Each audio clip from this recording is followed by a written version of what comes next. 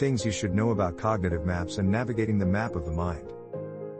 If you've gotten lost before, whether it's in a new city or a local grocery store, then you'll understand how cognitive maps work. Perhaps you've been caught in a maze of unfamiliar buildings and confusing street signs. Maybe you're driving around in a foreign country while searching for a breakfast place. Or perhaps you're just looking for the restroom because you really have to pee. When you need direction, your brain pulls out a special kind of map to show you where to go.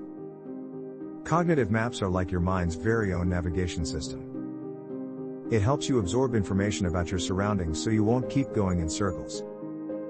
But more than showing you directions, cognitive maps can also sharpen the way you think.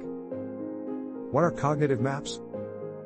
Every single mental process of our brain is considered cognitive. It refers to the intellectual activity that allows us to think, reason, and solve. Our cognitive abilities allow us to do the following: process information, understand data, respond and react accordingly, retrieve and store memories, make sound decisions and judgments, create app solutions.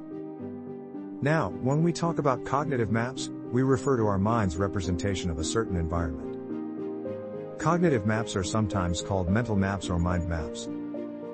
They can help you visualize a setting or understand the orientation of a landscape. It's a reflection of how much you know about a particular space. Cognitive maps become handy when we're giving someone directions. It's also used when you're exploring an unfamiliar place.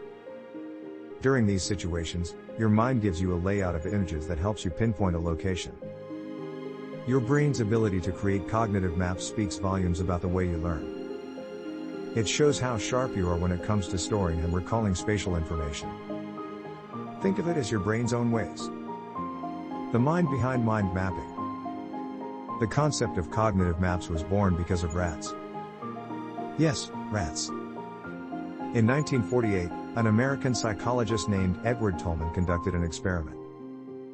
In this experiment, he placed rats in a cross-shaped maze. Then, he allowed the rats to explore their surroundings. After the little exploration, Tolman placed the rat inside one arm of the cross. Tolman then put some food on the arm at the right side of the rat. After a while, the rat eventually found the food.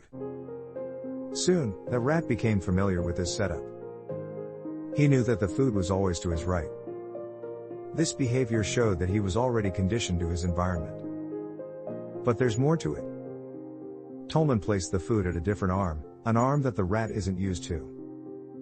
To Tolman's surprise, the rat still found the food. He later realized that the rat had formed a cognitive map and used that knowledge to find his treat. Tolman's discovery unlocked a lot of secrets about spatial cognition. Building cognitive maps through our real-life travels. How do you prefer going to work? Some of you may choose the speed and convenience of your private car. Some might prefer using cheap modes of public transportation. Others might say that they would rather walk and get a little exercise for the day. But did you know that your travel behavior affects your cognitive maps? In this study, researchers discovered that a person's cognitive map's accuracy depends on their mode of travel. They found a difference between the individuals who used cognitively active ways of traveling and those who used cognitively passive ways. Some examples of cognitively active ways of travel are walking and driving. It involves you taking charge of the direction you take. But, cognitively passive modes of travel mean you're a passenger of a vehicle. This means you simply sit back and let someone else deal with the road. The research found that cognitively active travelers were more accurate in describing the landscape of a place. Drivers and people who walked were especially knowledgeable about their space. They were able to point out the location of certain landmarks and destinations. But for cognitively passive travelers, their memory was less accurate. They're most likely to miss a few details about places and directions. Their spatial knowledge can also be quite limited. What does this study tell us? Cognitive maps are not accurate all the time. Sometimes, your brain will delete information that may seem irrelevant. Other times, you just miss important landmarks and streets. The transportation system you choose affects the way you engage with your city. Your mode of travel shapes your knowledge about your surroundings. It also builds your skills in soaking information about your environment. A spark of creativity, how mind maps helps us think. Cognitive maps are great tools for understanding ideas and learning concepts. But more than a key to knowledge, cognitive maps can also stimulate the creative juices in your brain. Here's how cognitive maps enhance the way you think. It helps you think outside the box. When you create a cognitive map, you get to see an organized overview of your data. In this way, you can see connections and gaps easier. As a result, you'll develop a new perspective or new solutions to what you're working on. It constructs a memory palace in your brain.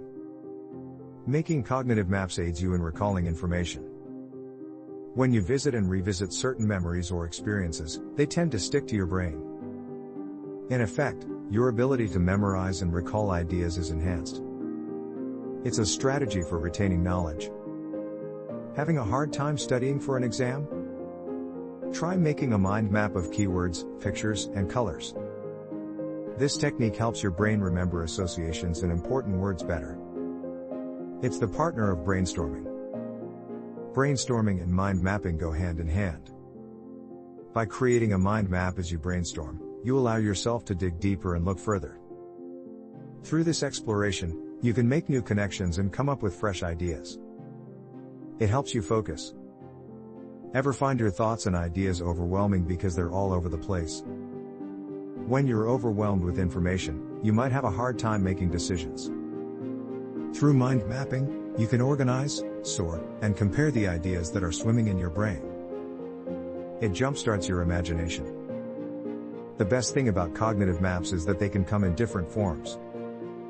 You can choose to make one with bright colors, striking symbols, and hard-to-forget images. Doing so will get your imagination excited. It gets your whole brain to work. Left brain or right brain? The answer is both. When you mind map, your whole brain is on the job. This means that it can maximize its full capabilities and produce a better outcome. It captures your ideas before they disappear. Creating a mind map of your thought process is an efficient way to capture that eureka moment. This method is a faster way of recording the flow of your ideas. It allows for shortcuts in documenting where your inspiration is taking you. Cognitive maps show us the way, literally. But more than giving you orientation, it also boosts your mind's thinking capacity. Whatever field you're in and whatever project you're working on, cognitive maps can surely lend a hand. How do you use cognitive maps in your life? Share your thoughts in the comments below.